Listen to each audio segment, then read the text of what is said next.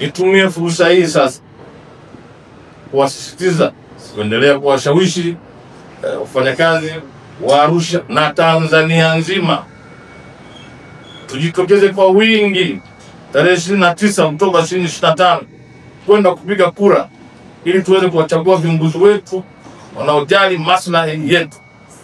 Nirejee kauli mbiu yetu ya Mei Mosi 2025 ilisema hivi: uchaguzi mkuu wa 2025 utuletee viongozi wanaojali haki na maslahi ya wafanyakazi. Sote tushiriki katika uchaguzi. Kupiga kura ni haki yako, na mimi niwahakikishie tuko salama. Tarehe 29 tujitokeze, usilale nyumbani, nenda kapige kura. Baada ya kufanya shughuli nami siku ile kwanza kama pumziko, kapigeni kura tarehe 29, tuwachague viongozi ambao una uhakika ukienda kuzungumza jambo linatekelezwa, viongozi ambao sauti yenu ambao sisi tunaitoa kwa niaba yenu, kwa niaba ya wafanyakazi nchi nzima, wanatusikiliza.